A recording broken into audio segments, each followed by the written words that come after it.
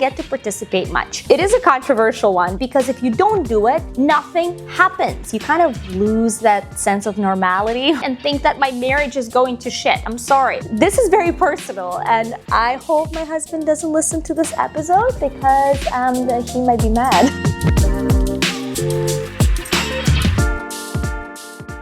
Welcome to another episode of It Mom, a podcast where it is all about you. And I'm your host, Paulina Perry, and today I want to talk about things that transformed my relationship after having kids. So before I jump into it, let's face it, kids don't fix relationships. They don't make them better. They don't make you fall in love with each other any more than you did. However, sometimes they do later on down the line.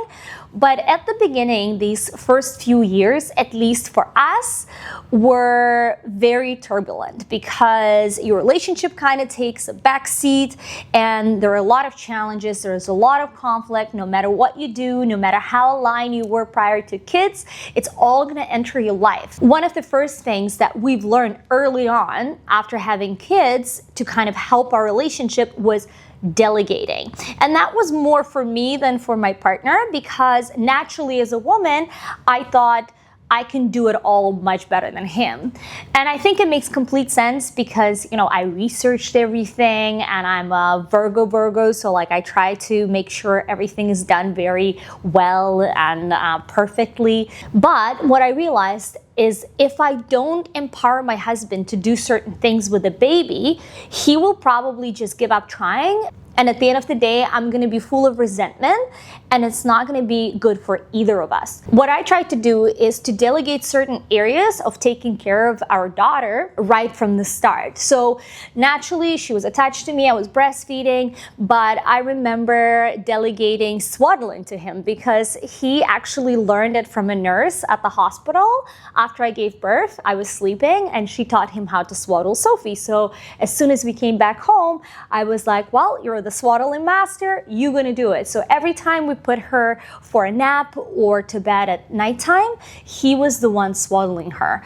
And truth to be told, in a few days when I got the hang of it, I was probably better than him, but I still let him do it up until we stopped swaddling her. So that was kind of his area of responsibility whenever he was around. And I think it helped him feel more empowered because in the early days when you just have your baby, especially if you're breastfeeding, men don't get to participate much. And what ends up happening, they don't build that confidence with the baby. And then as time goes by, they kind of do less and less. And then you end up resenting them for not doing enough and constantly feeling as if you're doing more. So that was very helpful. Another thing that we did is that he took over the bath time. I'm not really good at playing with kids. I mentioned it in my other episodes. I'm more of a, affection and function kind of mom. But he would always bathe Sophie ever since she was a baby.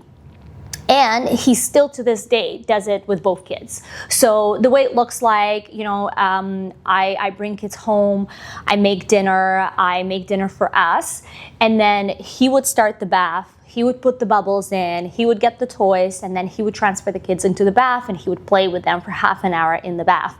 And that's kind of always been an unspoken rule. So that's his area of responsibility. Certainly I can bathe my kids, but it is very helpful that he has that special thing that only he does for the most part, and that I acknowledge him as, somebody who does it very well. So that kind of brings me to my next point.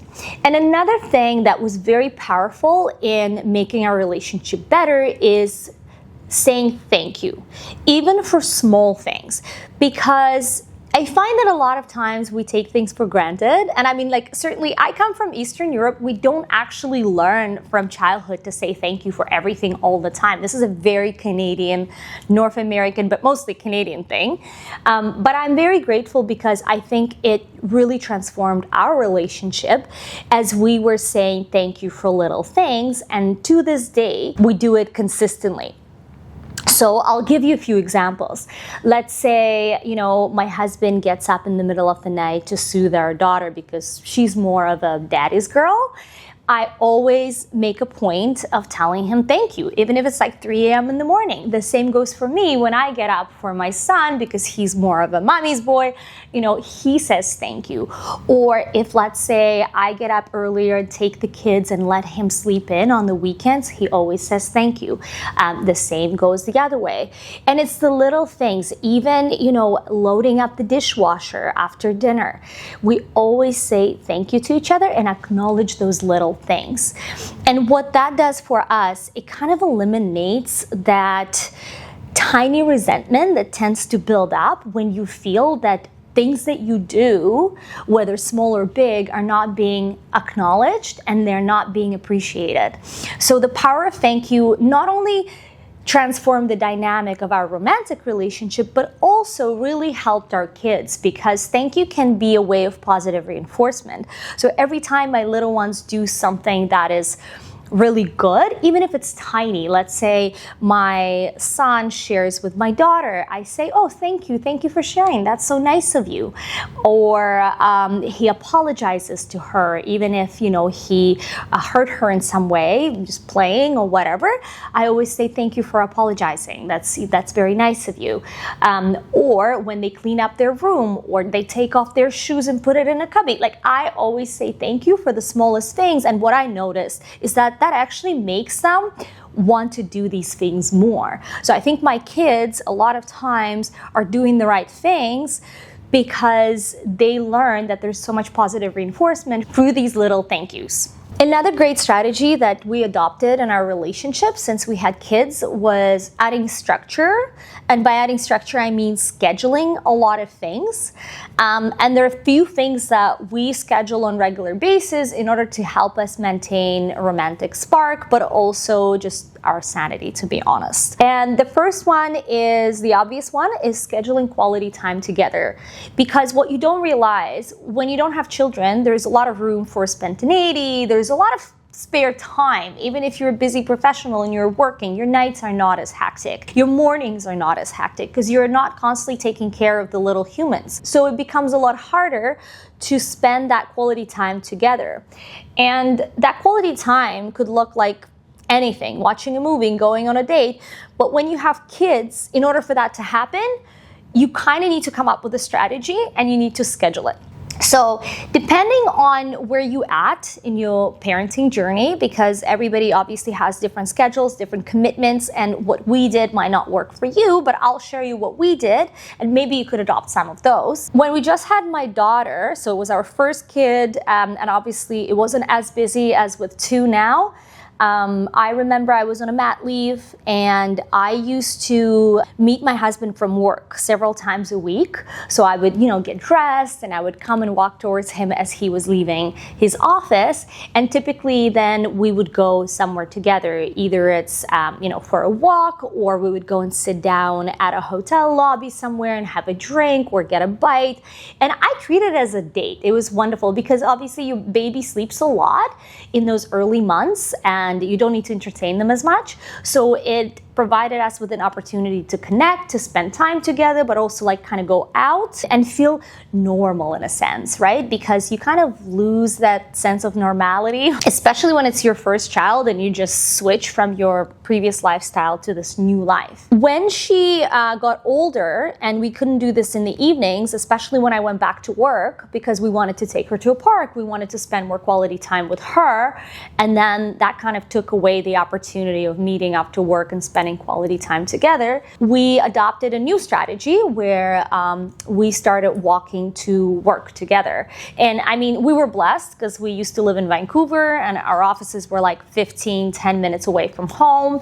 So we would leave her with a nanny. We would go downstairs, stop by a coffee shop, grab a coffee, and then walk for about 10-15 minutes together. Chat, connect, plan, whatever we had to do, but that was a consistent habit. We would do it most days of the week, and that created such a big difference because it was just time for us. And even though it was 10-15 minutes a day, it was very special, and I think it really helped us maintain that romantic spark and connection. Another thing that we had to schedule is serious conversations. So whenever we needed to plan something important or talk about a big purchase purchase or look at a budget, which I to date absolutely hate, we kind of had to agree on when we're going to do this. And typically we couldn't do this on a walk to work or like, at a restaurant or during the date. You don't want to talk about these things. So we would have to schedule it. We would have to prioritize time, put aside some time in the evening or during the weekend if we had an opportunity, and basically be very intentional about when and how we're going to do it. So typically we'd say, okay, well, let's sit down for an hour on Tuesday or Wednesday, depending on our schedules, and talk about X. And that really helped us kind of take away the tension, because when you have these big things hanging over you, it just adds to that mental load. At least for me, it was very helpful because I knew that we're going to sit down, we're going to get it out of the way, we're going to plan, we're going to agree on things, and then we can move on. So for us, that was a big contributor to positive transformation of our relationship, and I think it really helped us. And to this date, we plan any kind of serious big conversation, and for the most part, we have them once a month when it comes to something significant in life. And the last but not least, actually quite important, is scheduling intimacy. And it is a controversial one because when I thought of it as a potential strategy, I was resisting it with all my being because I'm a very spontaneous, very creative person, and I never thought that scheduling intimacy could keep your relationship going, because I thought that it's just a killer of any kind of romance. Like, why would you schedule, that stuff? But if you think about it, we schedule it and plan it all the time, because when we go on a second, third, fifth, whatever, sixth date, and we know that things might happen, we put on a nice dress, we smell nice, we shower, like we prepare. We just don't talk about it, but both of the parties mentally prepare. So it is scheduled in a way. It's just we don't really call it that. So I realized that there is no shame in doing it, because if you don't do it, nothing happens. And this is what a lot of parents have to learn the hard way, because if you think that you're going to be these spontaneous, sexy animals all the time, might not happen, because you are exhausted in the evenings.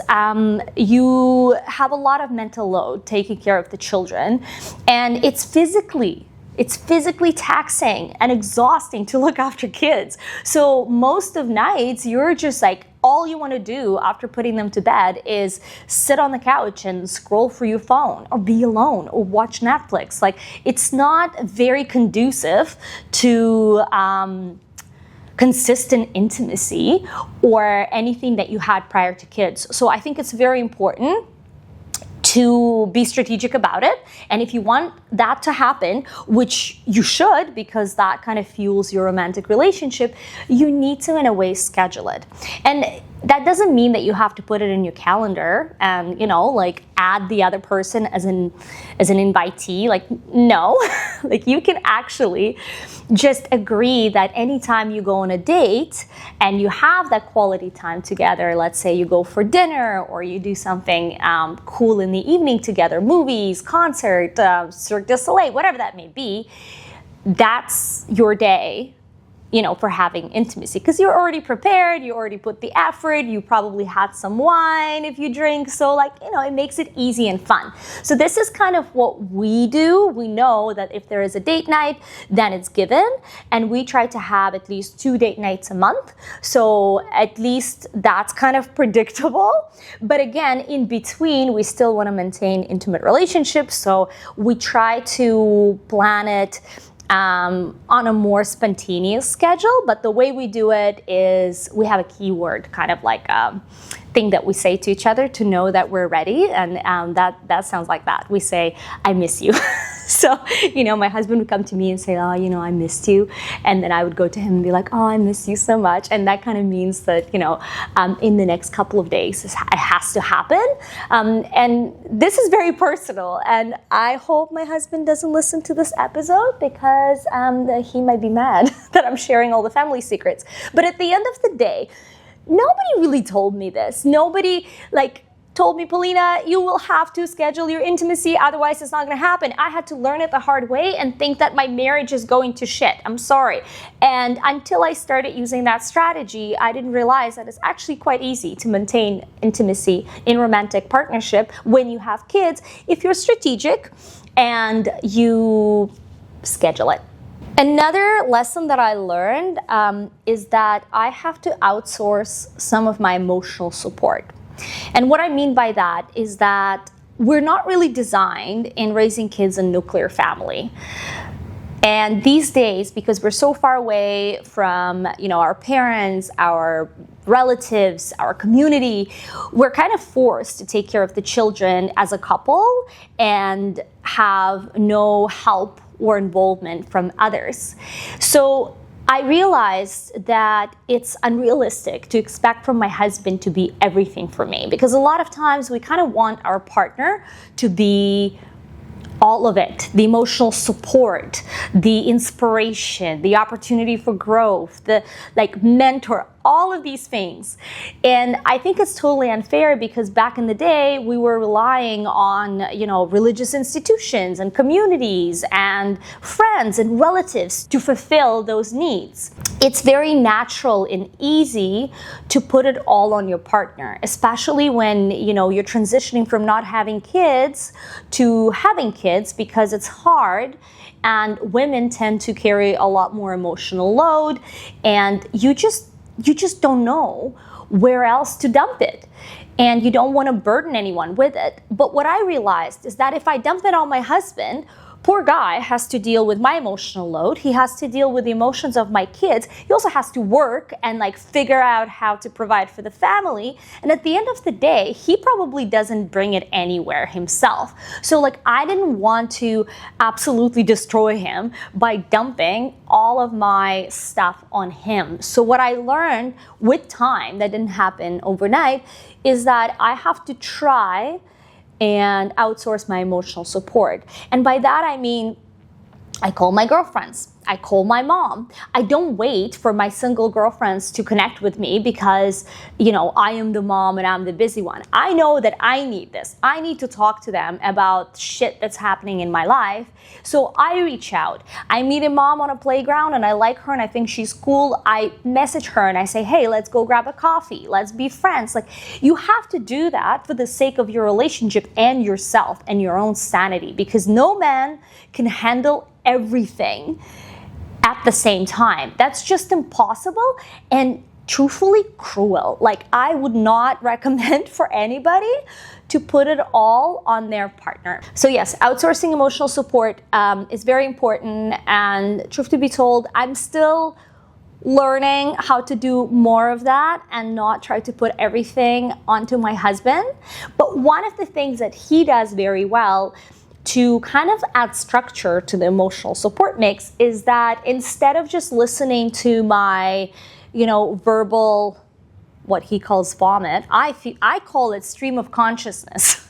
He dedicates 20 minutes several times a week. He comes to the bedroom before I go to bed. He lays there and he listens to me, and I just kind of dump it all out. And it's stuff that is not important, the day-to-day stuff that we just need to get out of our system. And I'm very grateful to him for doing that. It's something that was recommended by our therapist, and I think it's really helping our relationship because I get it off my chest. He doesn't have to engage or interact as much. He just comes there and he's there for me. And then once I dump my stream of consciousness, i.e. verbal vomit, he is free to go and do his thing. I feel better, he feels fine, and everything is good and everyone is happy. All right, and all of this kind of brings me to my last point, and it's therapy. Now, I know that not everybody can afford couples therapy or convince their partner to do it with them, but if you can, I highly recommend it, because for us, therapy was not about, consistent bitching about each other. It was more about acquiring tools. So the way I framed it to my husband, who was reluctant to do it, at the beginning was it's kind of like a coaching course. Let's take this course, let's get 10 sessions with a couples therapist, let's invest into a good one, and learn the tools that we need in order to improve our communication. Because there are two things that couples therapy does. And I'm talking specifically about couples therapy because when you do individual therapy, your therapist doesn't know his side of the story. They only talk about yours. So in couples therapy, you actually get both sides of the story. And there are two very valuable things that you can take away from it. One is you go through all of the accumulated resentment. So all of the big things that you've been kind of holding on to, that you disagree, that you resent your partner for, and let's face it, everybody has that. There's no couple in the world that doesn't have some kind of hidden, suppressed resentment. So what the therapist helps you with is to share both sides of the story and create understanding between the two parties. And that was very helpful to release all of that resentment and also have compassion towards your partner and understand how he felt, because a lot of times we think that how we felt, that's how it was. But in reality, it's not. And they have their own side of the story and their own feelings attached to a certain situation. So that was very important in our kind of transformative journey when it came to relationship, because we were able to let go of a lot of resentment that accumulated prior to having kids and during the first years of having kids. But the second thing that we really gained from couples therapy was the tools to deal with conflict. Because let's face it, no matter what you do, you're gonna fight. You're gonna have that conflict.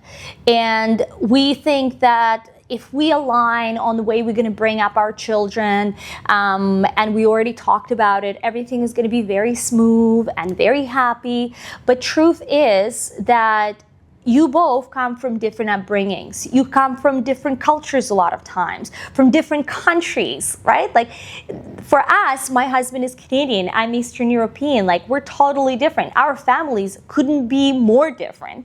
So naturally, when we started raising our children, we had a lot of conflict about little things that we just didn't align on. I will give you an example. For instance, I am just completely annoyed by the fact that my husband, feeds Triscuits to our kids, because I think it's terrible for your body, because I grew up eating soup for lunch every day. So like for me, such a little thing was a big trigger and a reason to have fights with my husband. Now, going back to therapy, what that does, it doesn't eliminate those little conflicts. It just teaches you to deal with them constructively. So you're not having a huge blowout fight because your husband fed your kid Triscuits. So that you can talk about it, so that you can discuss things in a way that bring you closer rather than, send you more apart.